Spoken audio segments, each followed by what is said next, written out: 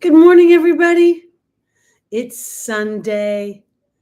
It is the first day of Venus and Chiron's retrograde. This is Luxter. This is my boy Lucky saying good morning. As you can see, he's enjoying his little sit on my lap. Let me down, he's saying, let me down. I want to get under the table. All right. I did my best. Whoosh. Good morning, everybody. Hi, Scardal. How are you today? Hi, DJ. Good to see you. I thought I haven't shared Lucky in a while, and it's Leo season, so I thought I'd share my child with you all. Good morning, Jay. Good to see you. Stephen, good morning. Good morning. Okay, so I'm going to say a couple things, and then we'll jump in. Good morning, Katerina. It's good to see you. Good morning, Small Wildflowers. Okay. I just feel like it is this last week of July, and happy birthday to my Leos. Welcome to our Leo season of fun and frivolity and romance. And Venus is giving us extra time in Leo. She's gone retrograde to get today, and so has Chiron. I did a Venus retrograde video. I hope you'll check that out because this really starts off with a bang. I got to tell you. We have Venus in a yod, the finger of God. And this is in the planets involved are Neptune, Pluto, and with the focal point being Venus. And I really, truly think that this is an opportunity to look at not where we've been, but how much time do we really spend musing and contemplating and thinking about the things that we want in a way that feels fun and Leo-like. I was thinking about it this way. When we're inspired by an idea, when we want to, create something, oftentimes we spend like a millisecond in that excited energy. And then we tend to go into this whole strategizing. How am I going to get there? Where are the resources? What's the viability? Then we start talking to other people about it. And when we start talking to other people about it, they chime in with the same, how are you going to do it? Where are the resources going to come in? Blah, blah, blah, blah, blah. And I think this wobbles the vibration of it. Because where I'm going with this idea is I kind of want to invite you all to take the Venus retrograde and really use that energy. Don't create vision boards but be aware of the energy of how much do I really sit in this idea of possibilities? How much do I really give life to the idea that something good can happen? I told you guys I've been kind of stupid lately. I've been playing the scratchers, the lottery scratchers. And I'm not playing it because I really want to win a lot of money, although I do. I do want to win a lot of money because we want to open the animal rescue and all these other things. But I'm playing it more to be aware of my financial vibration. What do I believe about money, the ease of money? Venus rules money. What's my relationship with money? Pluto in this yod, creating this, one leg of this yod involves Pluto. This is a quincunx or an in conjunction, a blind spot, something I don't see. Also something that we have differing lifestyles. So here's Pluto asking Venus, like, what do you really believe? What do you really believe about your money? What do you really believe about the viability of your beauty? Blah, blah, blah, blah, blah, all those things. And I think that if we as humans go, what do I believe? Because theoretically I believe, but how much time do I actually spend enjoying my belief? Because I want to go through the retrograde and put a little spit and polish, a little wax on, wax off on this idea. Because the other quincunx or in conjunct is Neptune. And I think that in this regard, Neptune is a little bit like this fog of, oh yeah, I'm aligned to my dreams. I believe in my dreams. And yet, you know what? Maybe you're really a little shaky. You can't see very well underneath the ocean. It's foggy at best, and even in the clearest of waters, there's a sense of not being solid. So I feel as if the focal point of this yod being Venus is, can I spend time enjoying the process and the awareness of my vibration during the process to allow for the manifestation? Okay, because I really think that if we play with this as an experiment, and we're not judging and we're not sitting and trying to force something to happen or being defeated that it hasn't happened, by being aware of the vibration, the percentage, we can flip the script or move the story forward more effectively and expeditiously as Venus moves forward. It's like I want to take these 42 days and offer myself a rewrite. And if you look at the number 42, 4 is the foundation, you know, it's what the square that you build your house upon, and a 2 is working in cooperation. And Venus is also not only in this yod for quite some time. Mercury is going to join it later. We'll talk about that in another week. But she's also in conversation with the new nodal structure. All of this started today, and the nodal structure conversation is very favorable. So, meaning sextiles and trines. So I think that this is a time when, while maybe some people are like, oh no, bad things are going to happen, I think whatever isn't working for us is going to, fall back. And whatever we want to truly birth, as we are brave to put our focus in that, just the way the focal point of the yod is Venus. What is my family history? What do I believe about my looks? What do I believe about people liking me and creating friendships and partnerships and ease and enjoying spending a little bit on myself, frivolity and fun? I think as we practice that vibration, we can start to experience. So I think that's super fun. Dan, did you say, yes, I do have my Leo hair. I haven't worn my hair curly for a while. And this week it's been so foggy here in Laguna. I hear about all the heat waves across the country. I literally bought 2 tower fans in the last couple of days so I could be prepared for this onslaught of heat. And all I have is foggy, frizzy weather. You know, the kind that when your patio is sort of dirty, it just turns it to this murky, like dusty mud feeling. Anyway, all right. So let's talk a little bit about this week in particular, because, okay, so we start with this yod, which I think is super, super, it is the focus for the Venus retrograde. And I want to really say this too, because a while back I did a video, I think it was, I don't think it was a short, maybe it was a short, but there's an exercise that I learned through Abraham Hicks. And it is where you write a sentence at the top of a page. When I have financial ease, it feels like this. So you're declaring to the universe how it feels when you're sitting in alignment and in focus of your desire. Then you take the alphabet and you use one word or 2 words, whatever you want to do, to describe that feeling. A, I feel abundant. B, I feel balanced. C, I feel calm. D, I feel deserving. E, I feel energized. F, I feel flow, etc., etc.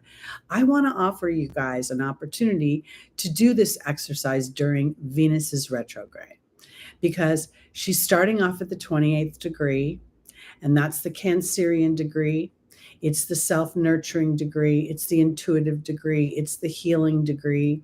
It's at that mastering number.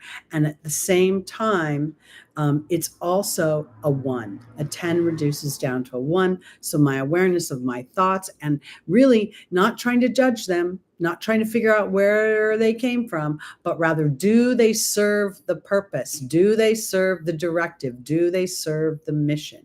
Because this last little bit of time, I've actually been feeling so much lighter.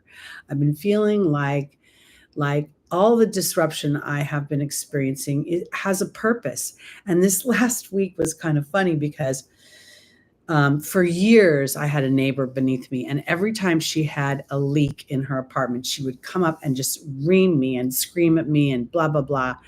And she's long gone. And there's a new tenant down there. And they found out this week that these leaks have all been happening out of the girl next door's apartment, not my apartment. And then I've spent a week with plumbers sitting on my front door, sawing and breaking up tile and doing all this kind of stuff. And this time, because we've gone through this over and over again, Pluto squaring my Mars, Pluto squaring my Sun, Pluto squaring my ascendant, I felt ease. I almost felt a sense of amusement with the absurdity of the chaos. This feels like a vibrational shift and allowing in more happiness. I know this feels like maybe I'm talking too much about this, but I think it's super important during this Venus retrograde to put these concepts and these ideas on the table and really start to look at, where am I spending my time in the past or in my future that I feel defeated by, or am I able to just sit in the possibilities, and how does it feel? All right. So then today we also have, in addition to this very, very powerful yod that is the theme of Venus's retrograde, we have Mercury squaring Uranus. So we have the everyday mind, the mind that is worried about my bills, that has to get to work, blah, blah, blah, blah, blah. And then it's squaring my genius, this innovative, moving forward, this sort of, let me try something new and see how it plays out.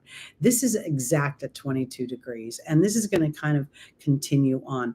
And I was thinking about the idea, I don't know why I wanted to do this, because I was also thinking about, as I randomly pluck things into my brain, that the nodal structure in changing is being the south node in Libra and the north node in Aries is a hero axis. We don't think of Libra as a hero axis. We talk about Aries, being the pioneer, being the brave military guy that goes out and, saves our land. But when we think about Libra, we have our policemen there. We have our civil servants there. We have our own certain amount of hero energy in that sign.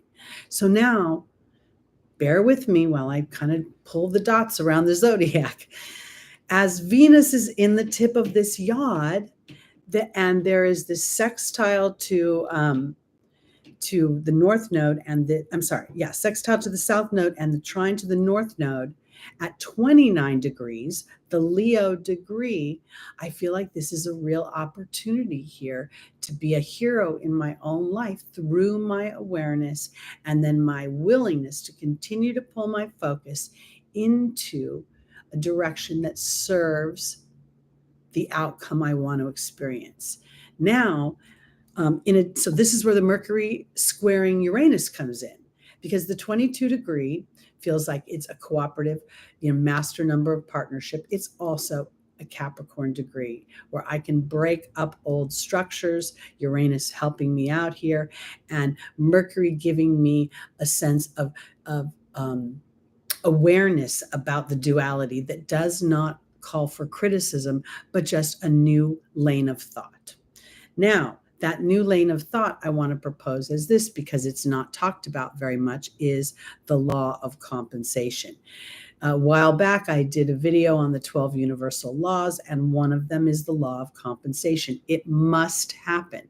So the more you're aligned to the other laws of the universe, your vibration, what am I vibrating at? Am I vibrating in lack, or am I vibrating in an awareness that I am ready to receive? And am I willing to look at my own personal law of attraction? And am I willing to sit back and allow for inspired action, another of the laws?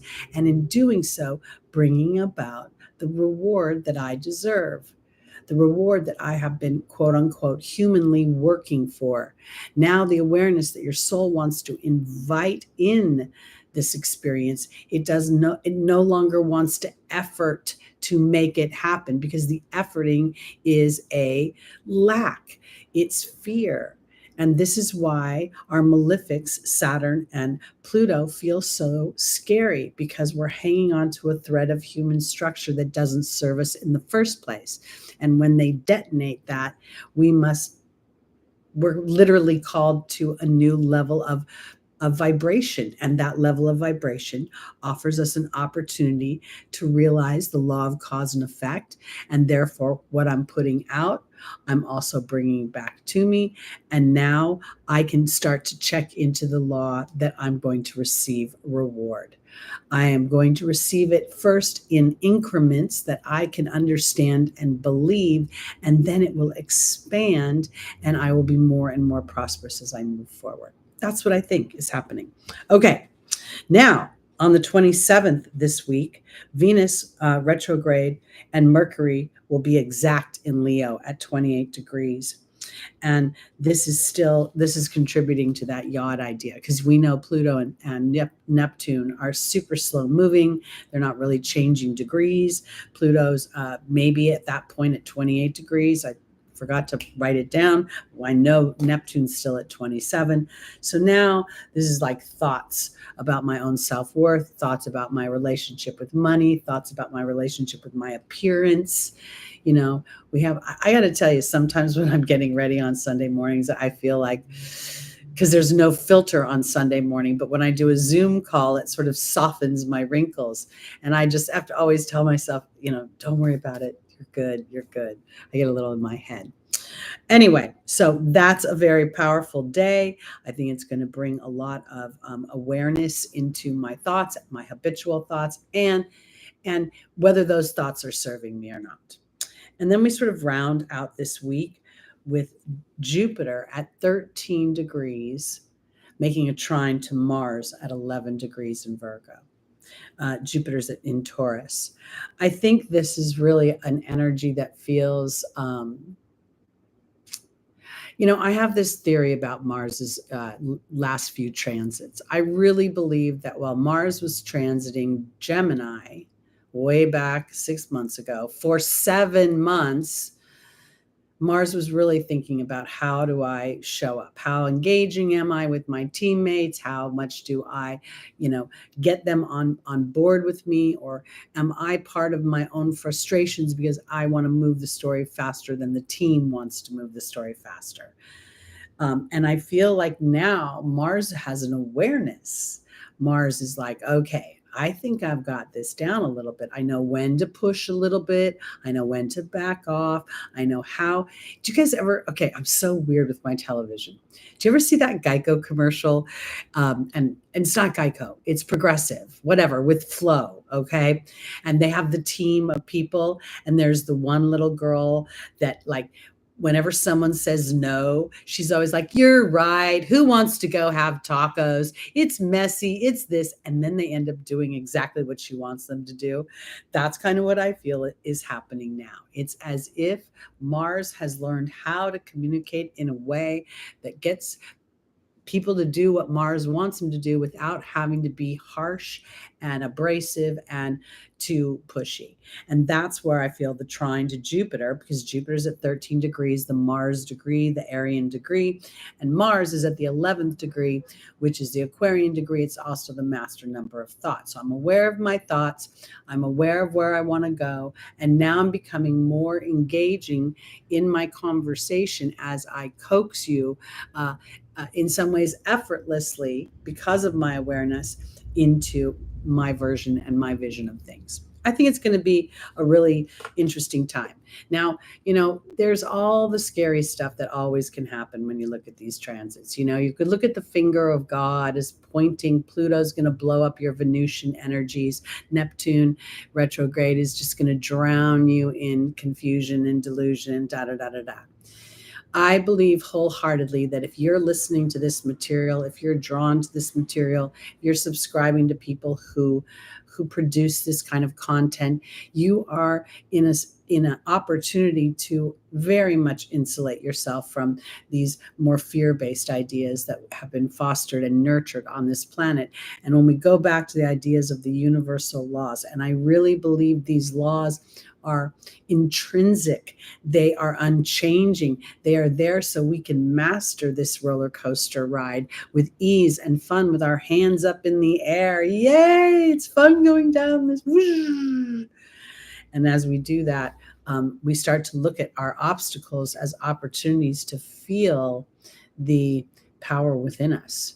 We stop being afraid of our co-creation, and we just start sitting in an energy of awareness. I listen to a lot of people on YouTube, and they talk about, taking the higher ground, or they talk about, ascending to a new place. And I always think that's can be so radically different for people, what they think is higher ground versus what I think is higher ground. So my verbiage is trying to focus in on things that you can wrap your head around. So when I'm talking about awareness, I think you guys all have an opportunity to really, when you look yourself in the mirror, you can say, how much do I really give myself the awareness of what I'm really good at, and what I've been working towards, and what I've been manifesting, and how much do I allow myself for the awareness of my joy of that creation? Or am I inadvertently sitting in the struggle and the arduousness of it because the final outcome hasn't shown up? And the thing is when you get to the final outcome, you'll realize that that's really not Shangri-La. That's not Nirvana. It was the journey to get there. There's a book called The Dream Giver by Bruce Wilkinson. It's technically a Christian book, but I found so much beauty within it, because it's about a character named Ordinary who lives in the land of familiar. And Ordinary has a big dream, but in order to facilitate, to live that dream, he has to leave the comfort of familiar. So he ventures out, he packs up his things, and he gets to the edge of the desert of his dreams. And he's standing there, and he's with all his loved ones. Now, inadvertently, we call these loved ones the border bullies, because they're questioning, how can you do this? Ordinary, where will the resources be? The desert has no fruit. How will you get there? Which is instilling fear. But Ordinary ventures out anyway, because somewhere down the line, he sees faith beckoning him forward. And eventually he makes it through the desert, and he arrives in the land of his dreams. And as he lives those dreams, it starts a whole new dream. So there really is no destination. It's all journey. So it's really kind of great. So, all right, let's go into our readings now. We'll start with our Leos, our happy birthday Leos. And we'll work our way around the zodiac. This is based on whole sign Western astrology. If you're new to my channel, if I was doing any a personal reading for you, I would be looking at it in Placidus. I think there's a ton of information when we look at the house structure, the sizes of the houses, and the various things that way. So here we go. Pardon me while I take a little bit of water. I got to share with you too, you guys, I have, for like the last 2 months, I've been ordering a box from like the local farmers in my area. And I get this herbal kit every week. And it's so fun because it has edible flowers in it. And this happens to be some dill, and then the edible flowers, and I make like pretty water to drink. It's so much fun. That's my Venus energy. I'm so weird. Okay. All right, here we go. Leos, what's your tarot card? The Seven of Swords. This is a really, really fun energy on many levels, okay? Because this character has decided that he's going to take his ideas and go his way. He's not going to fall into the herd. He's not going to have his nose in the sheep's butt up in front of him. He's going to experience his own sense of creation and survival. Note the red boots. That's the base chakra. Notice the red hat. This feels almost like a yod in some ways, with the focal point being here and the 2 feet being able to carry him towards his destiny. Now, for me, when I was learning the tarot, they would always say that the swords were strife and struggle. And as I've studied, I've turned that into the air element of my mind causes me to have strife and struggle, because usually the stories we tell ourselves are not the good stories. They're the stories where we have to effort, where things don't come easily, and where we're on one slippery slope, one red check away from disaster. So this guy, he's not listening to that anymore. He's like, you know what? I got things going on. And the 7, we're in a 7-year right now. We just had the South Node move into the 7th house. That's a Venusian house. It's super interesting. Super interesting. You know, I like the way it looks too small. I'm really a weird person like that. I this last week, as Venus has started to go retrograde, I've like bought a new mattress cover. I got organic sheets. I was like, I wanted everything to be fresh and clean, and I felt like everything had to have a little bit of a, I don't know. This seems perfect to me. It's earth and water mixed together.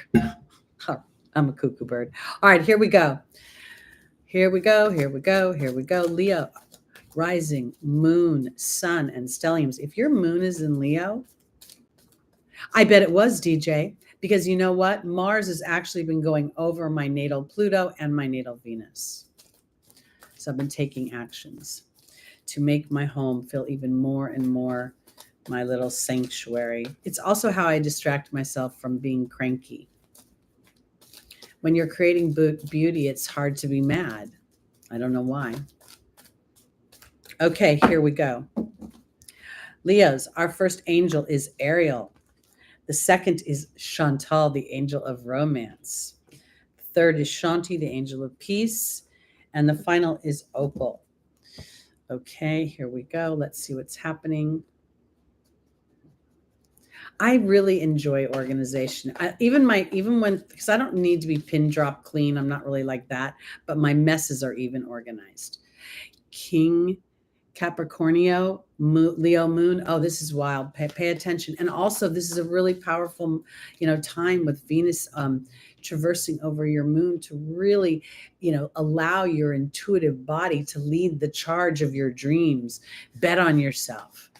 The exercise I was talking about earlier, the ABC exercise, if you guys did that every single day, even if you only did it a couple times a week for this retrograde, I'll bet you that you would have the most amazing experience to validate your efforts in that exercise. You'd be really surprised how powerful it is. I was doing the exercise in growing the channel. I haven't done it in a while because I go through phases, but I don't know, a few months ago, I did a Pluto Saturn and I got like 1,000 followers that week.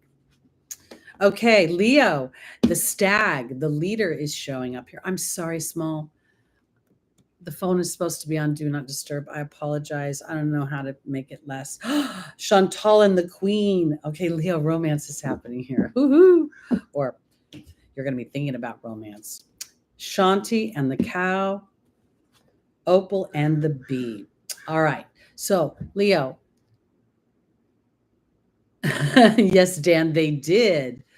Okay, so here we're going your own way. Now, let me offer you this idea, because I don't think this is about moving yourself away from a potential love interest. I don't think this is about a physical, it could be, but here with Ariel talking about new spiritual experiences, intuitive hits. Oh my God. What do I do about this phone? I don't know how to stop these people from doing this. I tell them all the time, and I'm sorry, Small. I can't do anything about it right now. Hopefully she'll stop texting me. Okay. Back to Leo. This is about taking time. This is about taking leadership right now. And I want to offer this idea because Ariel, Stephen, you're so funny.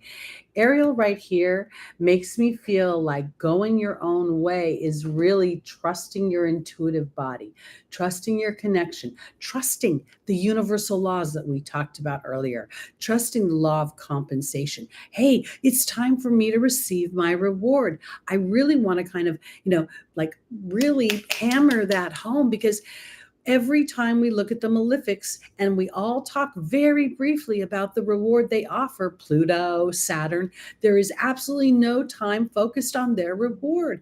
And Saturn ruled the golden age. He gave us little humans all the tools we needed to prosper. And I think if Saturn is rough on us, it's because we are not paying attention to those. And so goes the story of them being malefic. Now, this is an opportunity for you to be a little bit rogue. Don't listen to anybody else right now. Trust yourself as a leader and trust that inspiration that's coming through. If you listen to Abraham Hicks, Jerry wrote a book at some point, and I can't remember the name of the book, but it was something to the effect of, when you have a good idea, don't tell anybody, because they'll just put the how, who, what, when, where, and why into the whole situation, and it'll mess you up. Now, I think for some reason this has to do with Leo and love. And I'm going to offer it this way, because Chantal is absolutely about romance, about partnership. Ooh, please stop texting me pimples. I love ya. The Queen is about reception. There, if we look, this energy right here, she's closing, she's a little closed off. She's crossing herself. And so there's a feeling of being a little bit timid. And here the Queen is open. Her body is open. She understands herself. She is receptive. I think this is important for my Leos, because I think this is part of what you get to observe about yourself. Am I open to the truth of what I want in relationship, in intimacy, or into romance with another person? And am I willing to stand in the awareness of what I really need versus shaving it off for something that I see that I want that is not showing up? Because Shanti says that there is new peace and tranquility ahead. But again, we have an asking and receiving energy in order to be abundant. The asking is not asking another human. It's asking myself, how much do I believe that I deserve, that it's viable, that things come to me effortlessly, that I am a cup that receives love. I don't have to effort towards it, because I think that's what part of this is about. And maybe even in your love life, showing a little individuality, because one of the things that's so powerful about the Leo energy is there is a super rich, savory, all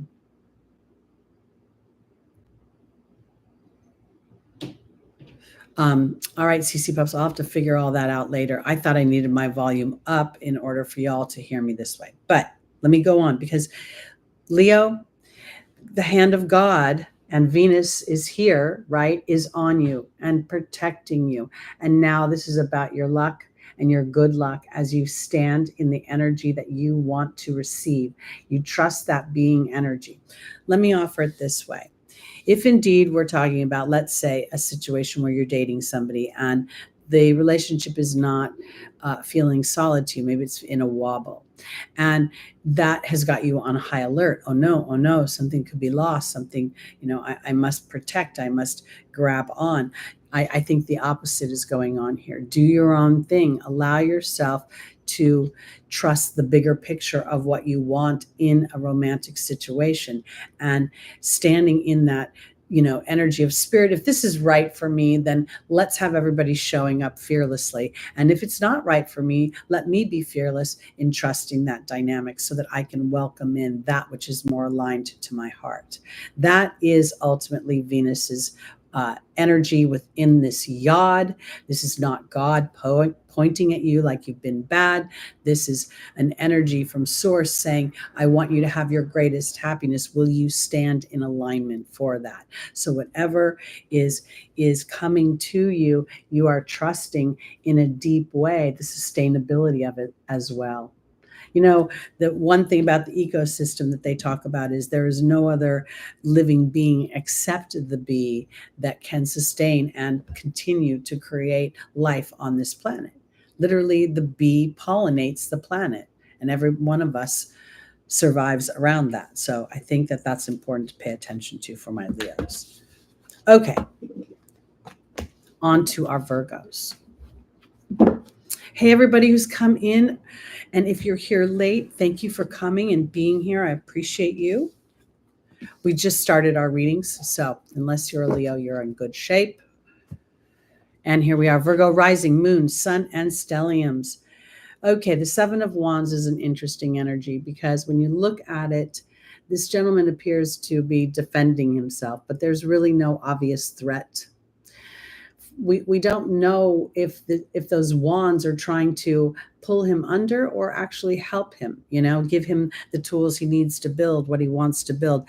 But his face is unsure. And so let's see where we're going with this, because you have Virgo has Saturn opposing it right now, as Saturn is retrograde in Pisces, and that might be having a little bit of an influence. I feel like the oppositions feel like a tug of war, and then they feel like, as I become aware of why I'm pushing and pulling, then I start to pull out the planks to create the bridge. Yes, Katerina, walk softly and carry a big stick. I love that. Isn't that what Teddy Roosevelt said? All right, here we go. Virgo, rising moon, sun, and stelliums. Now, this is the other thing. It just hit me in my head. Mars is traversing Virgo right now, and this may make you feel under the gun, as if you've got to get things done. You don't know why. You don't know where that energy is coming from. And let me just say this. Our first two signs are both a 7.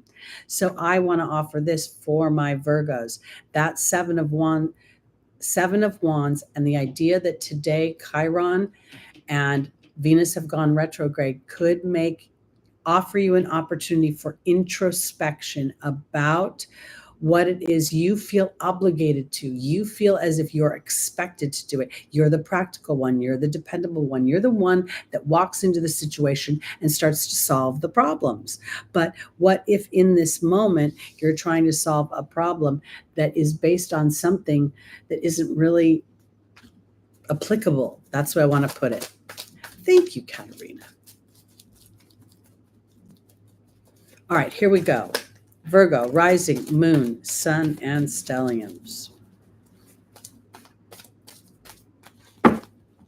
Our first angel is Seraphina, the happy change to families. The second is Anna, angel of protection. There is Aurora saying you're flying high right now, don't descend. And there's Grace and Antoinette. I just got this vision of my Virgos being in some sort of work situation where people are like, blah, blah, blah, blah. And you're like, no, that's not how it happened. No, we need to do that. And at the end of the day, it looks like you are probably going to be right about the situation, but how you show up about it is going to be super important moving forward. Oh, Sylvia, I'm sorry about that. Sending lots of love to you. Okay, here we go. Seraphina is being joined by the wind fairy. Virgo, that's you. Mercury. Xana's being joined by the high priestess. That's not Mercury. That's intuition. That's the moon. We have Aurora being joined by the movement card. Oh, and then we have two cards coming out, the wealth card and the risk card. I want to offer this for my Virgos, okay? Because that 7 of Wands is a card of, like, to me, I don't know why I'm defending myself. I look at this and I'm not sure there's an actual threat, but for some reason I feel a need to defend myself. Now I feel like for my Virgos, that wind fairy is kind of asking you to step back a little bit. Oh, I love you, small wildflowers. Because in order to have a happy change to your family, I think it's a little bit about just stepping back and giving yourself an opportunity to reassess the situation, to look at it again. That 7, this also, I know this was for Leo, but we're in a 7 year. We're in the 7th month of the year. Something's ringing about this. Is there balance going on? Because I think that when you stop assessing from your head, the protection is trusting an inner knowing. It's sort of like the first time you have to let your teenager drive a car by themselves. On some level you have no choice but to let the little bird fly, in the car, and you just got to trust on a deep level that everything that you have done is, in alignment. Now, I want to put this in your work sector or somewhere where you're involved with other people. I know this is talking about families, but I don't know why I keep getting this sort of my work family feeling. Now, Aurora in the angel's advice is saying you're flying high right now, don't descend, that you will soon inspire others through your example. And the movement card to me feels like somebody's watching Virgo break pattern, where maybe you would jump in and you'd be like, here, let me tell you my line of thought and why we need to do it this way. The shifting in how you're approaching a situation is bringing you something that's lining things up. And I want to offer it this way because Grace and Antoinette is a card of compassion.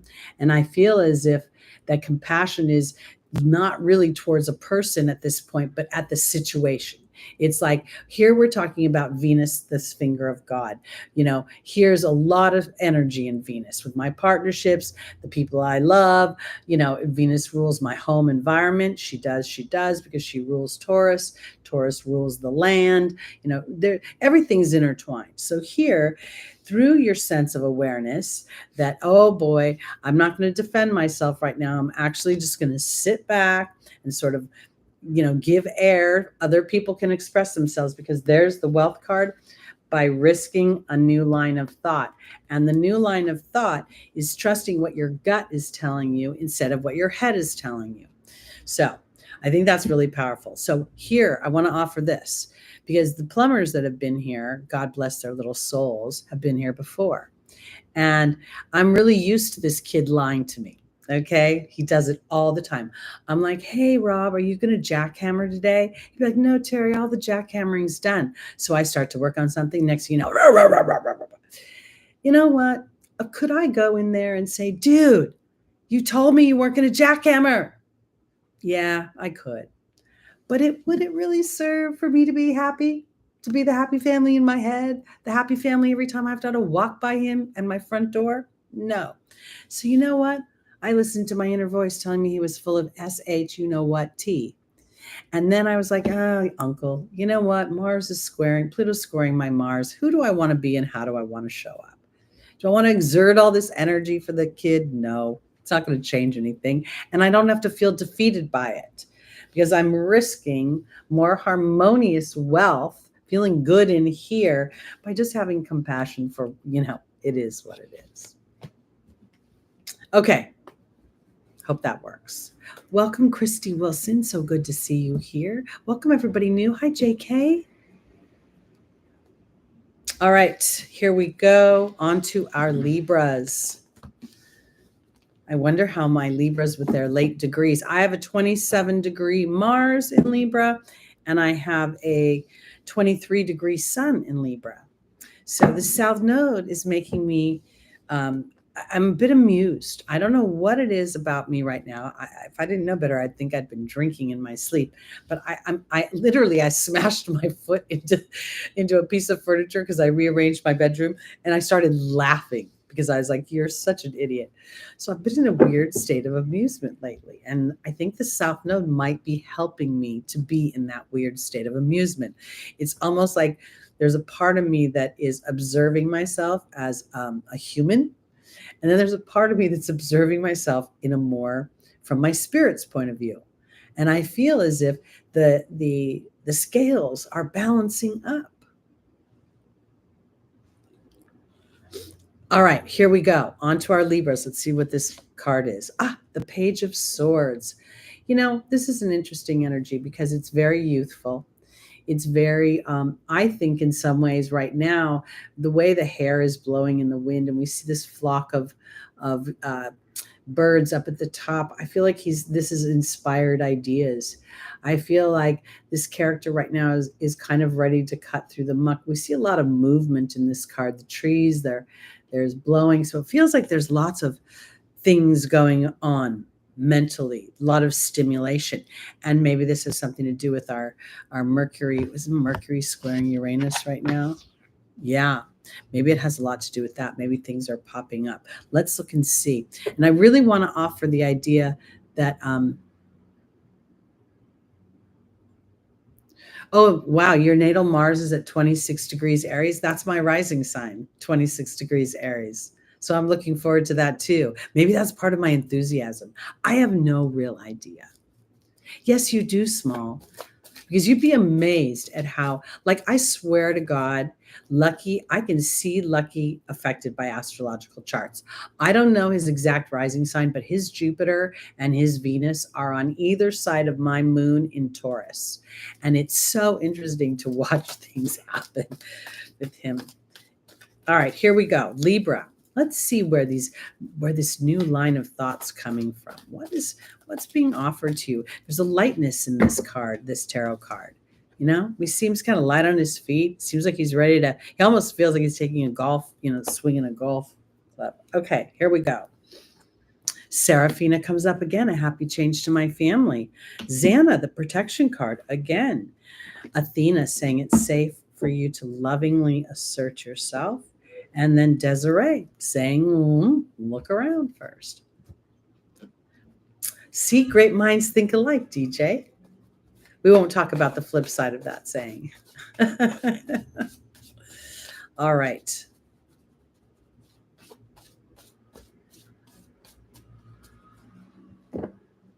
That's very exciting, Stephen.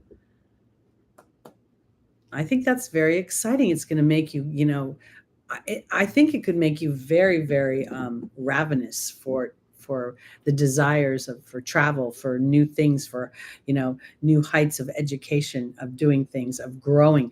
Sagittarius is all about business and commerce and marketing and publishing. So it could even go that route with your work. Wow. So your Venus is in Libra conjunct Neptune in Scorpio. That's very interesting because I have my Neptune in Scorpio. That's generational. And Venus, is Neptune to me would be that's a very warm, lovey energy because Venus is exalted in Pisces and, Neptune rules Pisces. So this is that's a very powerful conjunction. I would also suspect that it would make you really sensitive to your partners, like knowing the slightest little vibrational shift in them. And you'd be like, what's going on? Did you have a good day at work? No? Are you breaking up with me? It could make you like that a little bit. All right. Sorry, I get distracted. I'm sorry. Here we go, Libra. Seraphina is being joined by the protection card. Xana, the angel of protection, is being joined by the human ego. Athena is being joined by the horse. And Desiree is being joined by the Grail Knight. So your ruling planet, Venus, now this is for Libra rising, moon, sun, and stelliums. But I want to offer it this way because not only have the nodes moved into your first and seventh house axis, Aries is your seventh house, and Chiron has gone retrograde in your seventh house of partnerships. So this may be very much inspired new thinking about things, about your own voice within your partnerships, how much your individuality is honored and is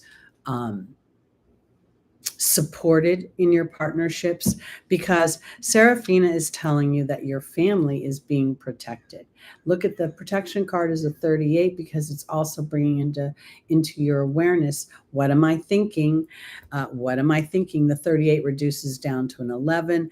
And when we start to contemplate a journey, okay, we look at the players involved and we look at our experience with them, and then we determine the viability. Oh, he's stubborn. He'll never go for that. Oh, she's cheap. She'll never buy that ticket.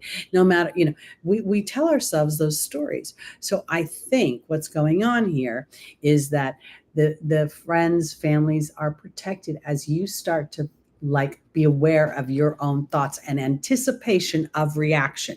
Because again, we have a protection card. Now, this time we're talking about the human ego. The human ego is the one that tells the story. That's how they show up. That's how they behave. That's what they're going to do. And it may be true. But when you look at it and you realize that your belief about that is also contributing to that energy, because Athena in the angel's advice is asking you to lovingly assert yourself and move in a whole different direction. Just move away, because you know what? If somebody is stuck in their thought process, no matter how much you love them, moving forward isn't going to really change their thought process. So this is what I want to say. Desiree says conditions aren't favorable. Now, I think this could have something to do with the yod, right? Because in a yod, we have two quincunxes that are holding up this planet. The quincunxes, or what's also known as an inconjunct, in conjunction, is a spot where two planets don't see eye to eye. They don't understand, they don't really relate. And in this particular case, with Pluto and Neptune being the foundational aspects, Venus isn't wanting to look at something. Venus is wanting to ignore it. She's wanting to say, oh, no, no, no, no, no. Maybe that will change. Retrograde is going to give her an awareness that maybe that's a character flaw and not a situational thing. When I'm doing my readings, oftentimes I will say, look, this is situational, so this can change. The players don't have to change, because sometimes people think the players have to change for the situation to change. But oftentimes the situation is really temporary. And we're looking at the characters that are making the choices that determine what's going on. Because the Grail Knight is going to remove some sort of illusion. Something is going, as you seek a sacred dynamic of what's important to you, and you hold the thought of what is important to you, then there could be a shift in your Libran energy, in the balance that's being harbored there, because we're talking about Venus retrograde making a very powerful influence and theme for the retrograde, and also the theme of this week, because Chiron moving retrograde in Aries and Venus moving retrograde in Leo is bringing up a wound of the self, of what's important to me and what makes me feel loved, what makes me feel like I enjoy life, what makes me feel like a valuable contributor. So I want to offer it this way for Libra, because for some reason today, when I was getting ready, Spirit was showing me all these like policemen and CHP officers and all the people that, stand to serve the community in a way that is a hero energy. And I felt like they wanted us to focus in on that, not just our marriage partnerships and those kind of things. So there's a little bit of stepping up to be a hero in your own life. Okay, here we go. On to our Scorpios, rising moon, sun, and stelliums.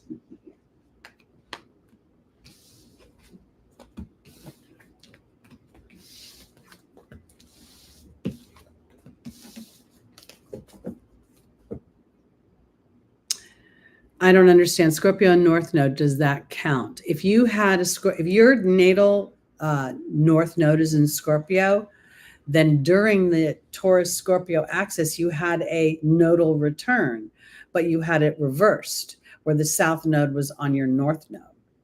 And that should have passed by now. So I don't know if I answered your question. All right, Scorpio. This is the Knight of Pentacles. There's a couple different energies here. We can look at something that's very steady, very dependable. Here's our money. And then there's also no movement in this card. And that can be a bit of a challenge. So we know that this is a Taurus energy, an earth energy. So let's see what we're talking about when it comes to Venus and our money and what's going on here for Scorpio. Because the information and the awarenesses that came to the surface during the South Node's transit in your first house would be where you're giving your power away, where you're potentially feeling as if you don't depend on other people, you cannot create.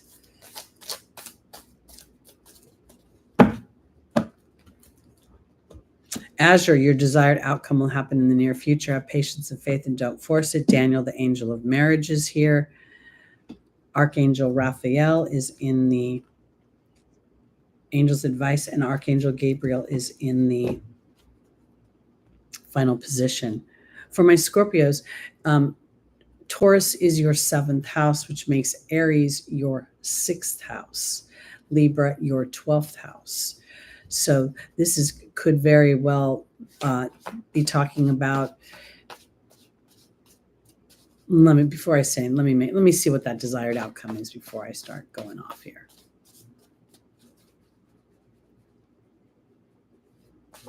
Oh my goodness, Mae West was the original sassy woman. Okay, Azure, and there's the risk card. Daniel, the Grail Knight, Archangel Raphael and the owl, and Archangel Gabriel and the spider. All right, this is where we're going with this. For my Scorpios, I'm going to put it this way. Oh, wow, Dan, that's awesome. Okay, here we go. I think that now when I look at this, I feel like it's being really realistic and steady, and maybe even a little bit standing strong for the things that you want, both materially and within your partnerships. The pentacle here very much plays to an earth energy. I could very much look at that as how you make your resources. Scorpio rules money. Your ruling planet Pluto is part of the yod, where we're digging deep. And here Azure is saying your desired outcome will happen in the near future. Have patience and faith and don't try to force it. This goes right back to that exercise of looking at your vibration and your believability, because the risk is believing in yourself.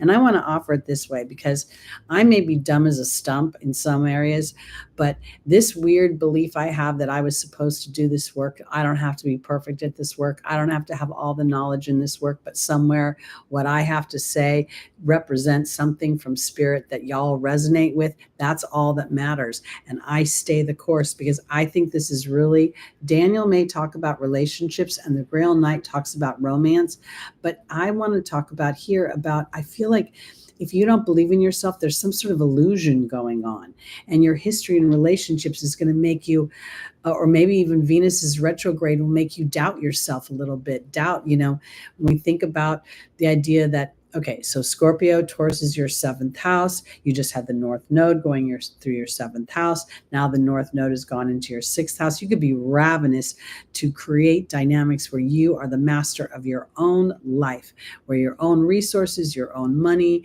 your own relationships based on your talents, your gifts, and the things that you can do to be of service to others.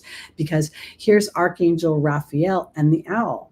And I feel like the owl isn't representing wisdom, but to see more clearly the healing process that you personally, Scorpio, have been going through, as the South Node, asked you to be egoless to any illusions or any dependency upon other people for your greatness. Because now Archangel Gabriel is talking about taking your talents and birthing them into the world and creating a relationship with your network.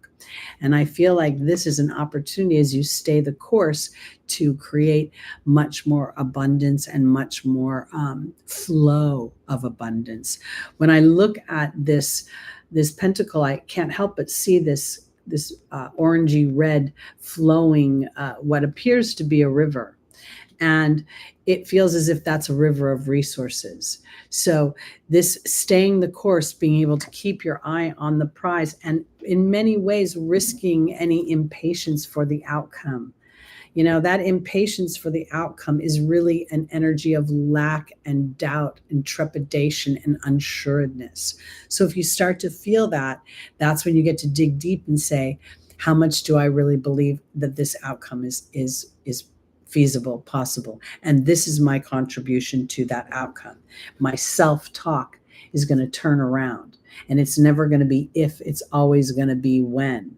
I'm going to be mindful of when I say I need to do something, I should do something, I have to do something. All of that feels like I'm freaking dragging a ball and chain behind myself. But when I say I get to do something, I'm excited, I want to do this, it's a whole different vibration.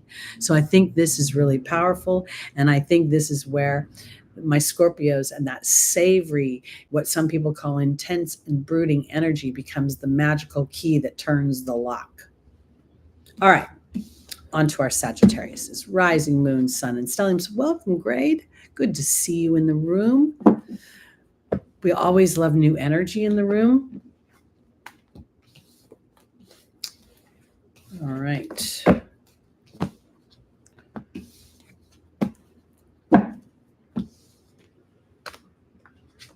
Sagittarius, this is a fun little energy. The Ace of Cups. Your cup runneth over.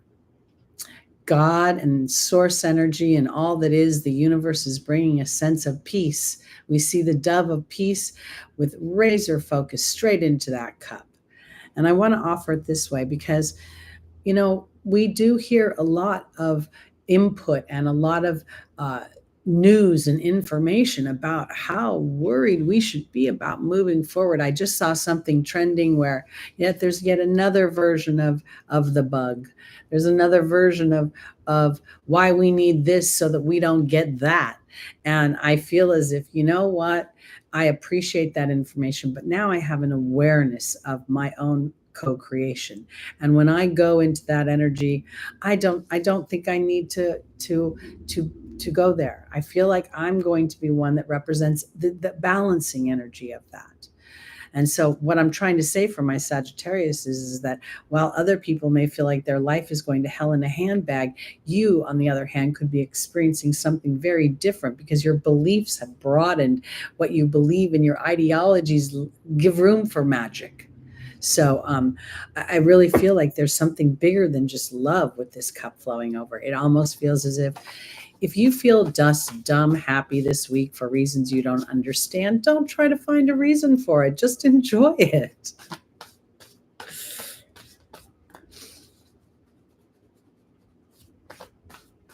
Oh, do you have a little with you? Small. It's always fun to have a little with you because littles aren't little for long.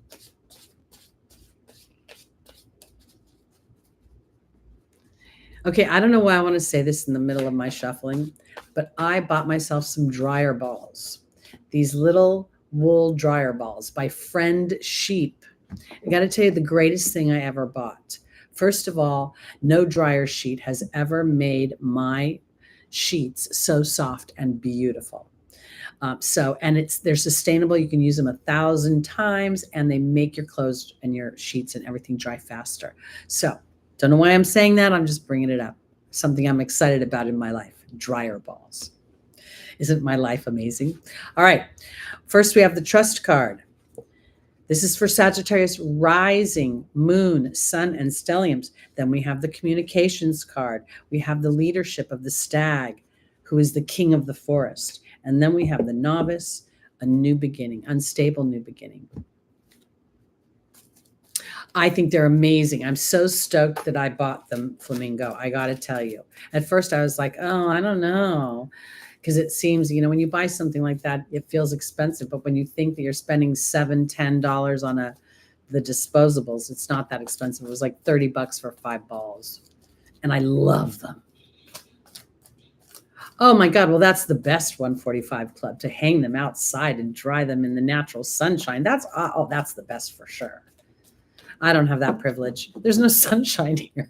It's like damp all the time. All right. For my Sagittarius is Trust, and our Bridget is here. We have the Communications card and Rosetta, which is about birth, about having teaching and parenting children. We have the Stag and Daniel, the angel of marriage. We have the Novice and Merlina. Okay, so this is what I want to offer, because when I look at this, it feels much broader than just to narrow the cup suit into just love and relationships feels a little bit myopic, a little bit shallow into the pool, a little bit as if I'm not giving it its just due, because I suddenly feel like this is an opening of my Sagittarian's intuitive body. Your energy and your connection to the other side feels as if it's growing, and it's growing because you're actually really much more ready to receive those subtle urgings, those subtle nuances that actually tell a story. Because here is the Trust card.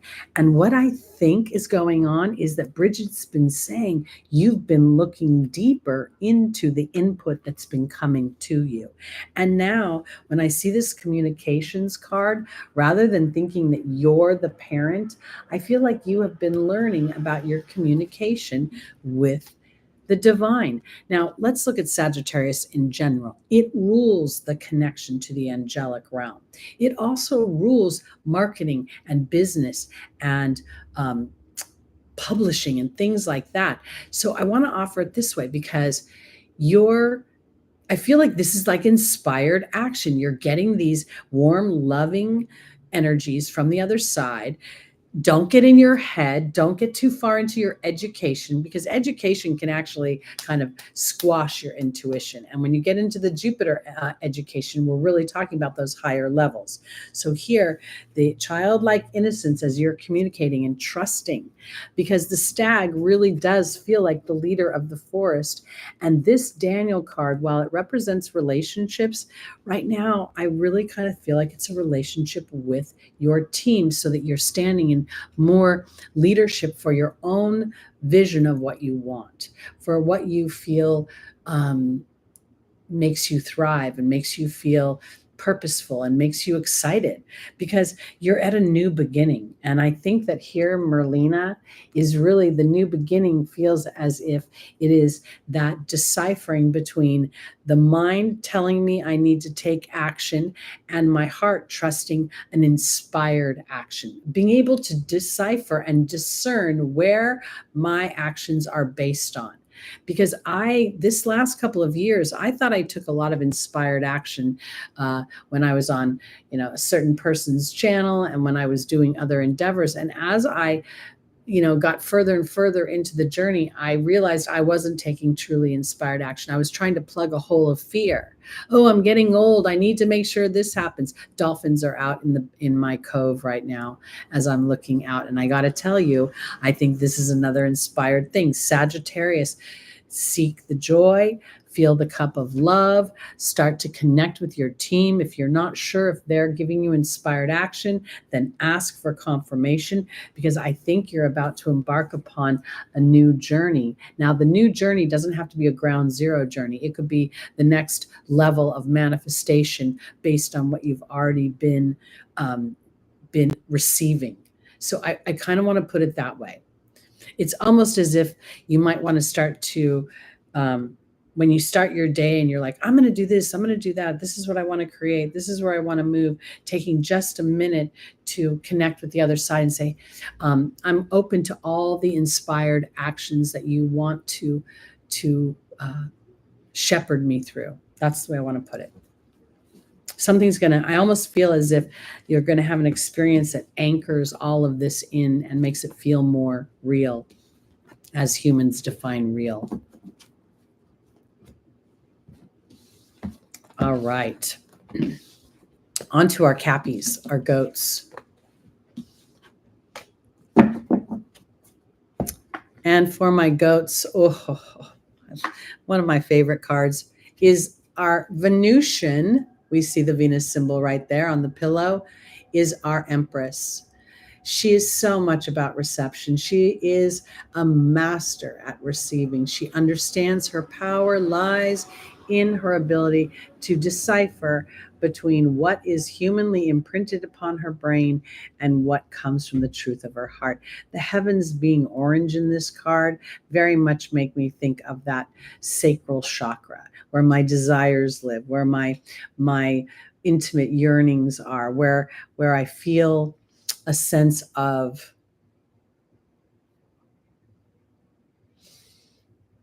I don't know why I want to use this word. I'm vibing with whatever I am in an intimate way. I'm vibing with what I have to express as myself in an intimate way. And I don't know if intimate really is just referring to the commingling of two people. But if I think about my goats, right? We started this journey of Pluto transiting your first house with this old goat chewing on a tin can. And now we're looking at this baby goat that is jumping all over the farm, excited about life and dancing. And I feel like my aware goats are about to receive bounty in ways that you really up until now have not given life to, because you've been focused on the duty and the obligation. And now you're starting to really transform that duty and obligation into a sense of, wow, when I'm aware of my own happiness, I'm inviting other people to be happy as well. I still, I kind of feel like, this is going to sound weird, but I feel like I was talking to Saturn the other day and we were talking about the golden age. And he says to me, I was given all these humans, all these tools, everything was rolling around really great. And then I started to hang around humans for so long, I started to catch their fear-based fever. And when I realized, that I killed my own father, Uranus, and that ushered in the golden age, that I became paranoid because I was aware of my own imbalanced behaviors. The idea that I had to exterminate Uranus rather than find a bridge or a way to work with him. So where I'm going with this is now with that awareness, I get to know that I can receive. I can give myself grace for me being a human. That's where I'm going with that, Capricorn. All right, here we go.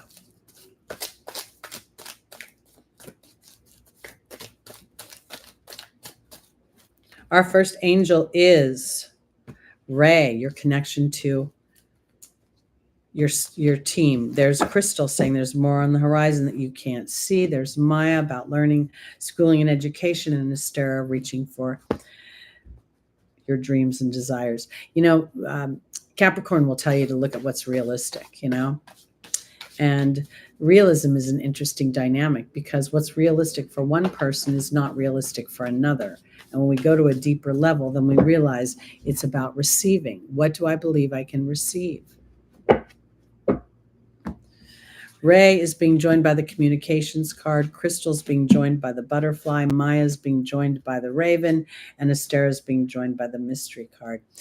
This is where I think Capricorn becomes the greatest leader of all, because this awareness of your vibration allows you the privilege of practicing reception, of practicing ease, of practicing mastering at a level that is not the queen, but yet the empress. Okay, this is an octave above that, because now I feel as if my Capricorns are starting to embrace a sense of ease and know that their power comes from that ease and connection to the other side. Constant communication with your team that you cannot see because you're blossoming. Beauty is starting to be extracted from your energy, and it is because you're starting to truly trust a bigger picture of who and what you are. You're not necessarily married anymore to that, human structure that really tells you that there's some wall ahead. You're either going to ram into a wall, fall into a ditch, something bad, mayhem is going to happen in some way or another. And now I think you're starting to realize, because here in the angel's advice, we see your schooling and your education. And now you're ready to fly off that old story. You're ready to embrace the magic that Pluto has offered you, because this skull feels like Pluto, represents Pluto. And this guy's like, I'm done. I'm flying off. I got magic in me. And now we see Capricorn choosing to reach for the stars with their dreams and desires, and to truly say, this is the magic of the service I have for others, because I choose. I choose. I choose my focus. I choose my belief. I choose my abundance. And when I relate to that, if for some reason there's a wobble in those vibrations and I'm feeling some sort of challenge, it is an opportunity to see where I stand in my receptive body. It's very powerful. And I really believe that my goats ruling the 10th house, that people around you witnessing your shift, witnessing your openness, it's going to be so powerful. You won't even really get it. I don't know if you'll get it. We'll see. It may take a little bit for you to take it in, because you're still working on your own, stability within that situation. All right. Hello, actress model Eileen.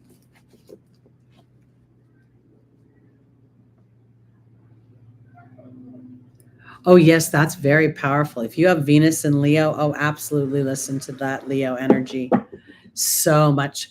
I really think that, there's a lot of good things happening. And sometimes before something good happens, there's a little divine disruptions. Don't let that get you. It's my whole plumbing story again. Okay, here we go. On to our Aquariuses. Major Arcana card, the Justice card. This very much infers legal action, infers the Libra energy. It is an energy that is the number 11. And I think that's interesting because it's also Aquarius is the 11th house. So let's see. Let's see where we're going to see the scales of justice balance out. It could very well be, I don't know if you can see the sword in his left hand, no, right hand.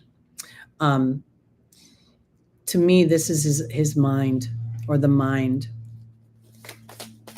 The crown and the square within the crown feels the crown itself in the yellow color feels like it plays to the sacral chakra.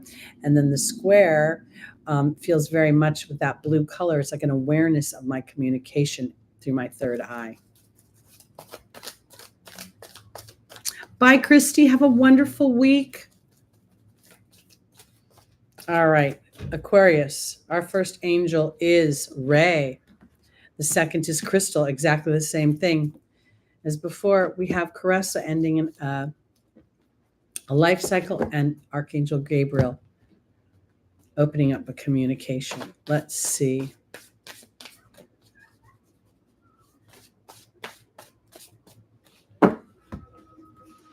Ray is being joined by the spider. Crystal's being joined by the novice. Caressa's being joined by the cow. And Archangel Gabriel is being joined by the water fairy.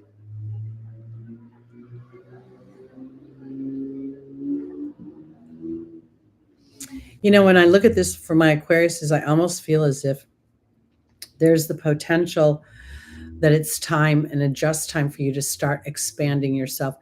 Scorpio is your 10th house, and the South Node was going through your 10th house, which could have created a wobble in your career sector, could have created a bit of a feeling of loss.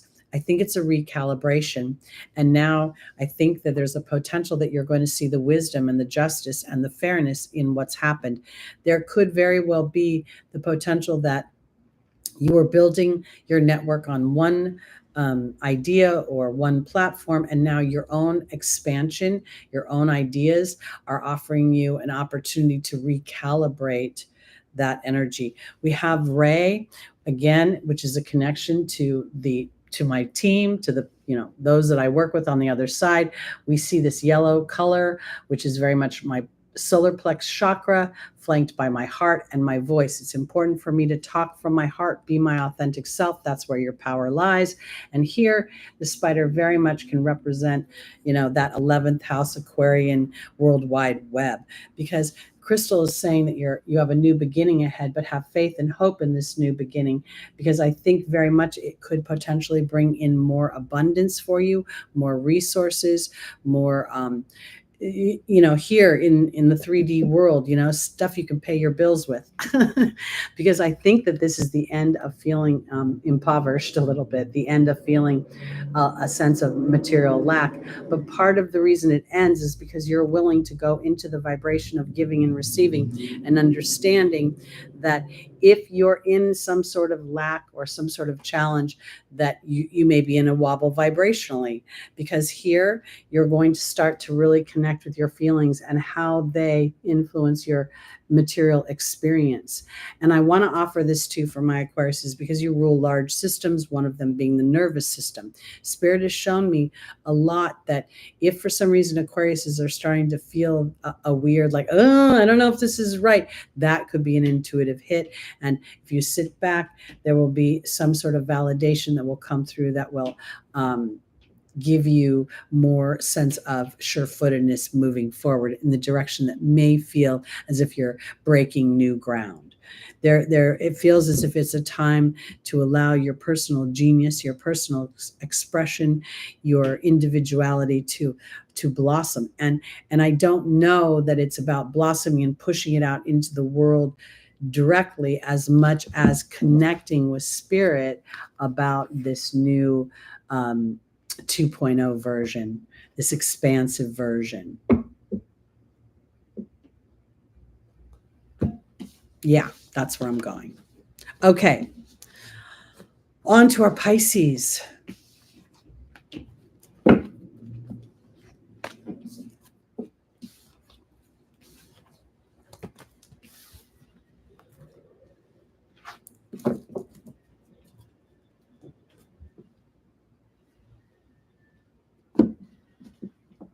Well, that's a shame that you can't find it. I wonder if she did it. You can go to any one of the free birth calculators and bring it up. There's a ton of them on the internet. Okay, here we go for our Pisces. Now, this is an interesting one. The King of Swords. This is a very Libran energy. It's kind of the very different. Here we're talking air. We're talking, this kind of plays even back to that Justice card. We're looking for fairness here. We're looking for a sense of deliberation without prejudiced or without an emotional dynamic attached to it. We know Saturn is traversing your first house, and this transit is really calling Pisces to ask themselves, what is sustainable? Do I actually see the key ingredients I need to feel fulfilled in any dynamic, whether it be my work dynamic, my relationship dynamic, my relationship with money, my relationship with my body, all those things. Pisces Virgo is a health access, and while physical health is one of the key components, mental health is probably supersedes that physical, because the mental health sort of directs the physical health. When we're under a lot of stress, we're constantly putting our physical apparatus under duress. So let's see where there's a call for Pisces to sit in a more neutral energy, in an energy that allows the emotional body to be in a more balanced energy. Our first angel is Isaiah. It's time to give birth to new ideas. The second is Indriel, the light worker. The third is Vanessa, about faith over fear. And then Archangel Michael, heralding in or asking for the courage to look at what you don't want to look at. I'll say it that way. Pardon me.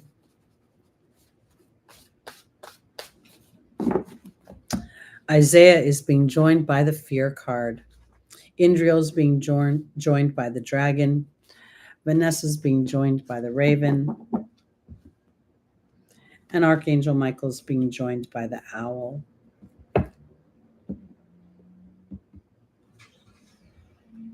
I think sometimes the human structure really puts us in an either or, a black or white, a yes or no. And I feel as if maybe what we're looking at with this King of Swords is a fairness. Are things fair? Is there balance? Now, for me, I don't think of balance as something like this. I think it's ability to be like this, because everything is always kind of ebbing and flowing. So Isaiah is asking my Pisces to give birth to fear. What does fear mean to you? How does fear grip you? How does fear hold you? I have come, now I'm not wired with a lot of Pisces energy, but I've come to look at fear as an opportunity to face everything and rise. I've come to think of fear as the very beginning of me feeling an achievement, of feeling an exhilaration, of feeling empowered. And I almost look at fear as an indication of how much I care about something. Because if I have fear about it, I must be invested in some way. So Indriel, the light worker, is offering an epiphany of your power and strength. And your power and strength comes from a calm, cool, collected place, because I think that you're having new ideas about fear. When we look at the South Node in Pisces, particularly, what we're as an astrologer, we're seeing a soul that's experienced a loss of faith. And I bring that up because in the angel's advice is faith over fear for my Pisces. And then the raven is saying it's time. It's time to display faith in yourself. It's a fair and just thing. It's time for Pisces to allow Saturn, that's fear, Saturn rules fear, to bring sustainability. And are you fearing, because I think this is a deep dive into what you're fearing. Because if for some reason you're fearing loss, why are you fearing loss? Are you fearing loss because you feel a sense of security is being shook? Because somewhere Archangel Michael is asking you to have the courage to decipher between what is truly making you happy and what may make you just feel materially secure, and that's actually thwarting or limiting your true happiness. And Part of this may be in the way you're communicating, because this is an air, the swords are air. Air is communication.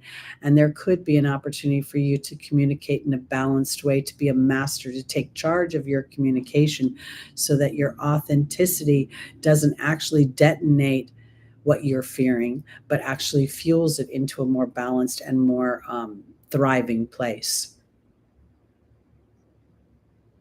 I feel like this spread is asking Pisces to have the courage to put their needs, wants, and desires on the table in a way that's important, not acquiesce to and hope that the other party will honor what you need and want. I think it's about being much more clear about it and not waiting until you're feeling defensive or you want to swim away. Okay, on to our Aries. Aries, Chiron has gone retrograde in your first house. And this is really an opportunity to start to think about how much you have evolved, how much, Mars taught you while it was traversing through Gemini, and now how you've experienced the subsequent signs, and to allow yourself the privilege of rising to the hero energy, redefining yourself. Oh, because my Aries rising, there is the cup of love. This is partnership. This is the Leo energy of romance. This is where these characters are willing to experience an exchange of energy. I think that seems super fun. So I'm going to focus in on the idea that Chiron was the wise one. Chiron was an energy that was accepted by both the civilized communities and the more rural, natural communities of the animal world. He was able to take, the herbs of the forest and create medicine and remedies and a healing through balance. So here, I feel like when I look at this, I just got chills everywhere. There's a certain amount of balancing going on here, a balancing of the vibration of Mars. So let's see where we're going.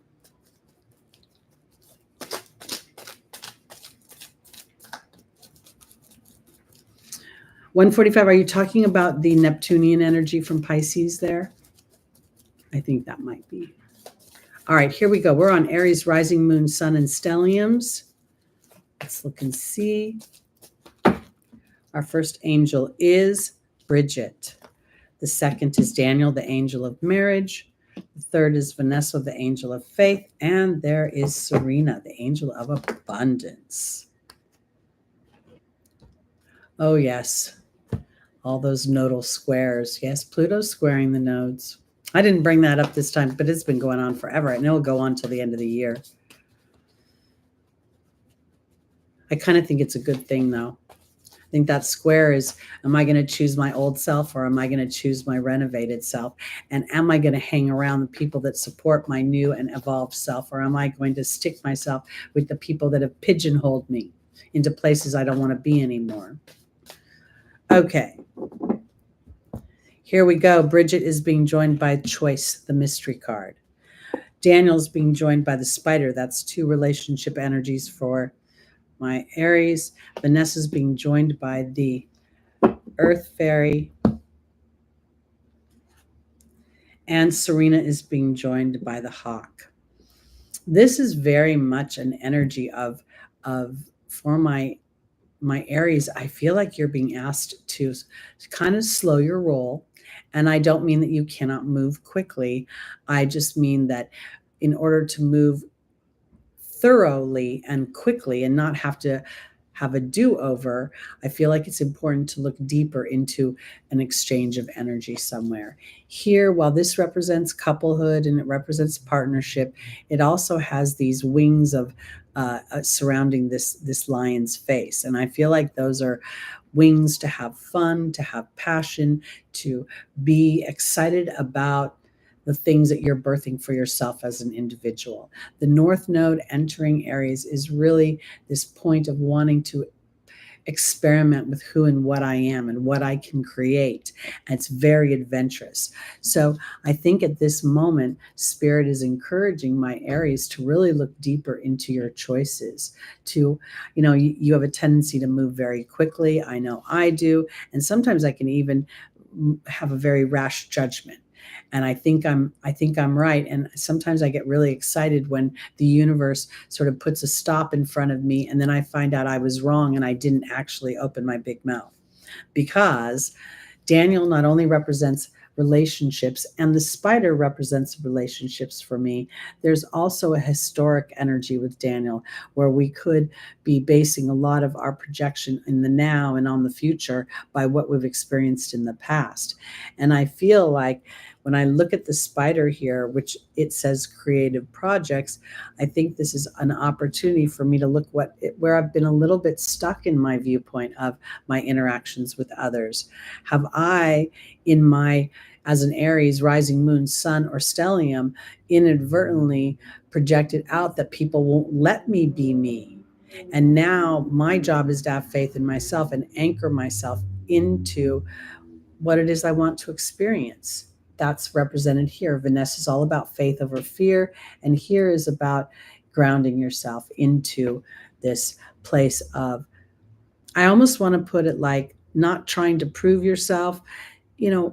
When we start interacting with other people, whether it be on a professional level, on an intimate level, when we have an investment in their viewpoint of us, we start to squirrel, we start to wobble, we start to behave in ways that feel weird. Like, well, I don't want to do this because I don't want them to think that, and blah, blah, blah.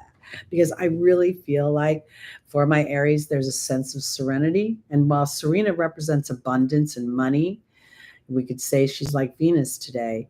I think we're looking at the hawk. We're looking to rise above a situation, to look deeper into my vibration about how I interact with others, and the viability of flow, the viability of experiencing something in a new way, not just an old way.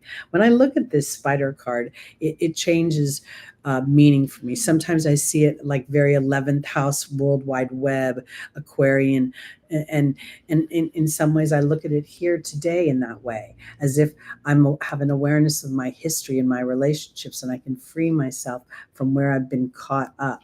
Spider webs are sticky. They're very sticky. So we can get caught up in them even when we don't want to. So that's for my Aries. Keep your head up. Look deeper into your choices. Don't have a knee-jerk reaction. Breathe. Take your time. Slow your roll. Smell the roses.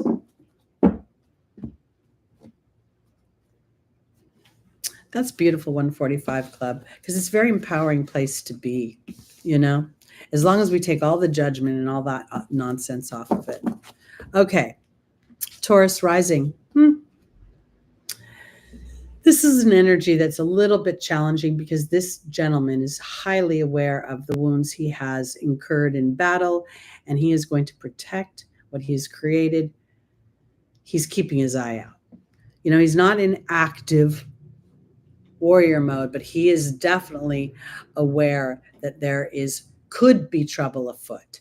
Now that is a focus, and I don't know if that focus works for us. So I want to offer this because Taurus rules our personal history, and Taurus does not forget. Taurus can forgive, but there needs to be authenticity behind, the communication that facilitates that. So here we're going to see if indeed there is something that we need to guard for, or guarding is creating a problem. Our first angel is Merlina. The second is Francesca. The third is Ariel. And the final is Isabella.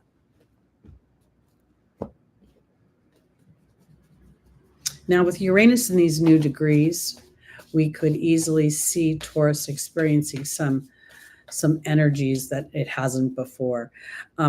Uranus transit right now is making a square to my natal Uranus. And while that, on some level could be considered very anxiety producing, what I have found is more opportunities coming to me on the internet from places I didn't expect. And they're coming from a younger demographic, which is having to stretch me to feel viable in a younger demographic. Merlina and the spider. Taurus. I'm excited for you. Restriction and Francesca.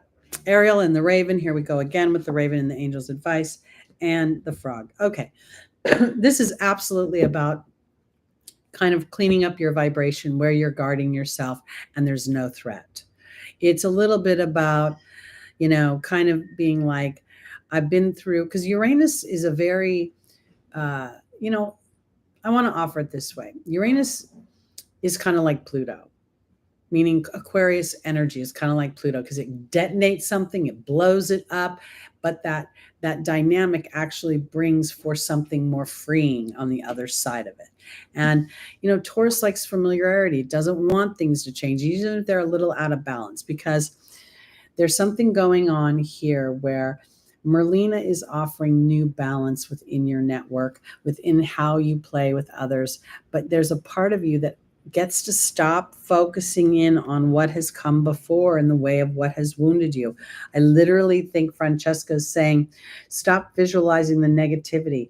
And this restriction card is doubling down on, be aware of how much we started this whole broadcast with this experiment about where is my vibration? How much am I in the challenge, the lack, the scarcity, and how much am I in the believability that things come to me, that when I believe it and I allow for it, that the law of compensation kicks in, and the law of allowing that compensation brings the bounty out of unexpected places. The guy that won the $1 billion in the California lottery bought one ticket for $2 at a bordello, which is like a tiny little Mexican specialty market in LA. Most people would say the chances of that are random. All I ever thought was, boy, did he have a great point of attraction. And I saw a caption that said something about that he prayed he would win the lottery. So all his focus was on receiving that money. Now, I personally think that's $1 billion. I can't wrap my head around that, because for my Tauruses, your focus on what you are guarding yourself up against is in some ways thwarting the magic of what can come into your experience through spirit that you can't manage.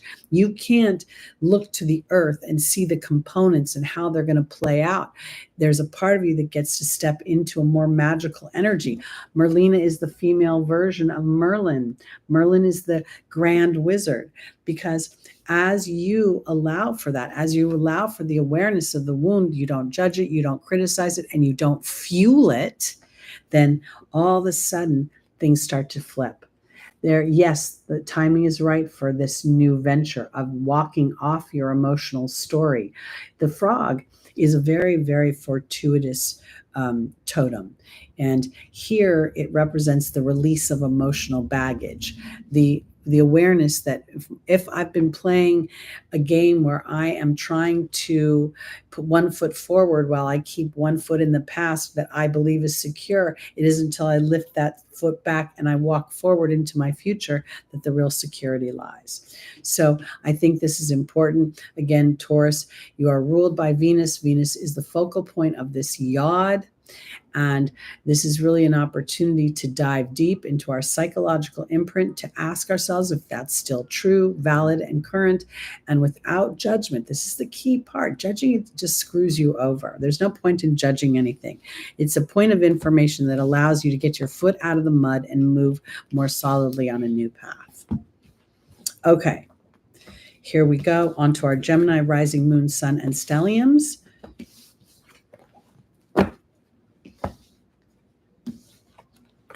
Our tarot card is, okay, the Ten of Swords. Not an easy energy. This is drama. This is a telenovela on steroids. I'm going to say it. Now, let me offer you this. Don't panic about this, because this drama may not be coming from you. It may not be, you may not be the impetus for the drama. The drama may be swirling around you.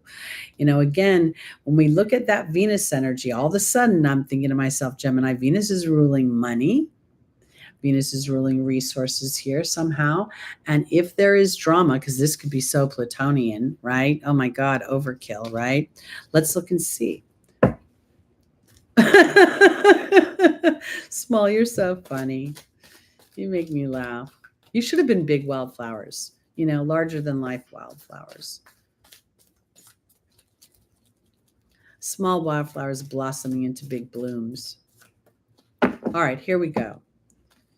Our first angel is Daniel, the angel of marriage and history and partnership. The second is Sonia, our team on the other side. Crystal's all about what I don't know and can't see, and Mystique is about charging ahead.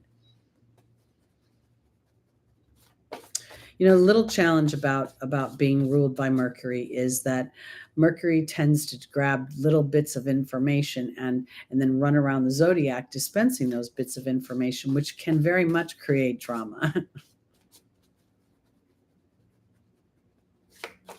Dramamine, you're so funny, Stephen. Okay, Daniel, the angel of marriage, is being joined by the water fairy. Sonia's being joined by the burden card. Crystal's being joined by the birth and the rebirth card. And Mystique is being joined by the horse. Very, very interesting. Okay, this is what I want to say. For my Geminis, there is a bit of what I think here is stepping away from the Dramamine. I'm going to steal Stephen's joke, because if you look very carefully at this card, there is not blood spurting everywhere. There is, the ocean of emotion there. It's blue. So there's a self-talk going on here. But those mountains that you're climbing are a purple color. That's the third eye. And as you move into an energy that's above your mind, that it's sort of as if I think your mind might be driving you crazy right now. Your mind might be telling you the worst possible stories. And if indeed you've experienced a bad story, then this is really an argument between your history in a situation and your intuitive body. I hate to, ever sound like a sad story, because I don't feel like a sad story anymore. But, I was a child who grew up on welfare with a mother who was not very warm and fuzzy, always reminding me of how much I cost and what a pain in the ass I was and what a burden having me in her life was. And I remedied that for her very quickly. But let me offer you this, because today I feel like a very different human. And I feel as if this is an opportunity, Gemini, to start to differentiate between who and what and where and when, and now stepping into a whole new vibration of not only possibilities, but also a lot of the work you've already been done. Okay. Because this to me feels like you're having trouble connecting with your team. You're having trouble really getting past the mercurial brain stuff and going into this deeper inner knowing, this faith in your own personal rebirth.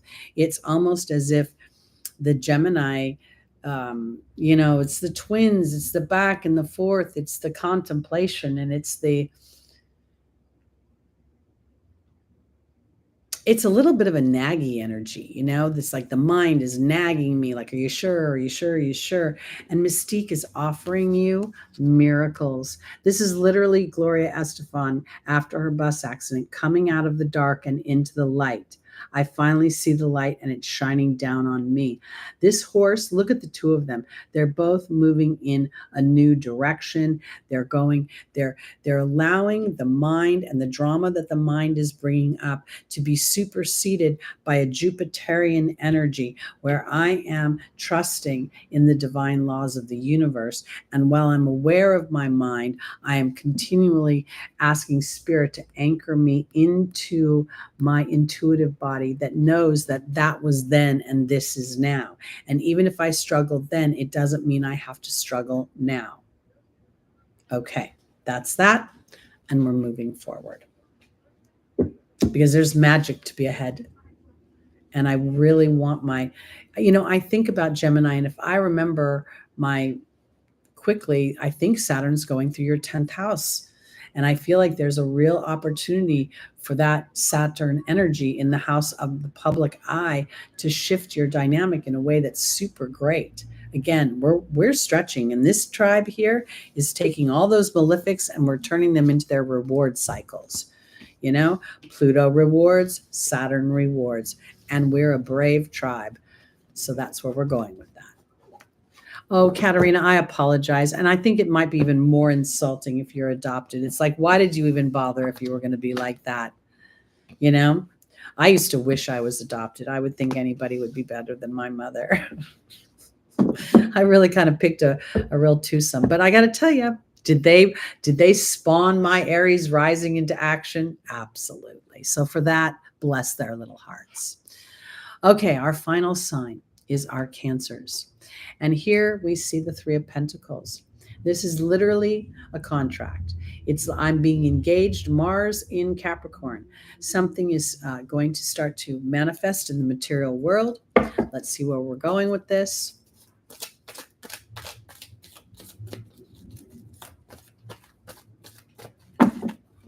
Our first angel is, yes, Isabella. The timing is right, Cancer. Opal is all about children and God taking care of your children on heaven and in earth. There's Shanti, the angel of peace, and then Maya.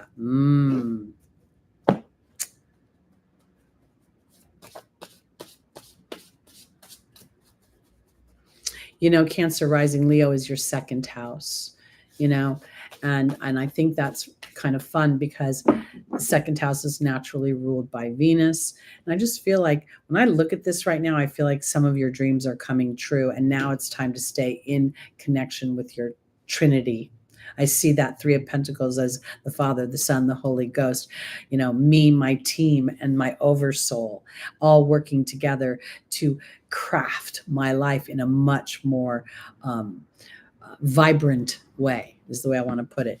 Isabella is being joined by the communications card. Opal's being joined by the love card. Shanti's being joined by Magical Merlin, and Maya's being joined by the horse. I want to offer this for my Cancers because as Pluto has been opposing your first house, you know, it could have shifted your relationships, but it's really shifted you and your trusting or starting to trust, really playing with your intuitive knowing. That's this Yes, it's time to trust your intuitive knowing. Yes, a happy outcome follows your positive expectation. Yes, the universe is working for you and supporting your dreams to come true. You have a contract and your job is to be brave, be the Mars energy in Capricorn, brave as I build the structure of that dream. Because if that dream, Leo energy, is the conception of children, if indeed your job is or want to be a parent and you have not been a parent yet or conceived yet, your job is to stay the course. Your job is to believe in miracles and magic and timing. And as an astrology enthusiast, it's also to trust those transits. If you were a soul coming into this planet, would you want Pluto in a yod, you know, in your natal chart? Or would you have wanted to experience Saturn and Jupiter, you know? The transits we've been walking through have been like, you know, really challenging and coming around like we've seen thousands and hundreds of years before they're in these placements again. So when you take that into consideration, you can relax and be like, okay, I'm just going to be open to receive. So when that soul of that child is ready to come through, the transits support their mission. Being at peace, magic is afoot. Whatever you're trying to birth in your Venus Leo energy is coming about. Part of your job is to believe and to trust that you are being educated on that belief. Meaning this, I as Teri don't manifest by efforting. I don't really try to market my things. I'm not an early riser. You know, 8:30 is my time to get up in the morning. Most people have gotten half their day done by then, but I worked too hard my whole life. I don't want to do that anymore. So I have really played with the laws of the universe. I go to bed at night, you know, listening to meditations that support my receiving energy as I'm aligned. And as I practice these tools, they become more and more realistic to me. So I offer this for you because Cancer, you're so intuitive, and it's time to connect with that. It's time to see the contract you have with your team on the other side, to trust that your intuitive hits are bringing not only the things that you want into the physical, but the things that you don't even know you want yet. And if part of that, Cancer being the ruling of raising of children, if part of that is it, this education you've been going through as you've been inviting in this experience will make you a better shepherd for those children when they arrive in the physical, because you will know how to trust your intuitive hits, trust your connection to the angelic realm, trust the divine laws of the universe that you cannot see with your eyes, taste with your mouth, or hear with your ears, etc., etc. This is very exciting. All right. That's it for me for this week, you guys. Thanks so much for watching. I appreciate you. I love you all so much. I wish I had a parent to be a mama's boy. My grandfather was truly my one and loving parent, and I only had him for 37 years. It wasn't long enough. But anyway, that's beside the point. All right, guys, it's great to see you. Thank you so much for being here. I love you all. Have a wonderful week and enjoy the yod. Again, awareness, no judgment, no shame, no regret, just an awareness and a choice of which way you want to focus. All right. Peace out, everybody. I'll see you next Sunday. Bye.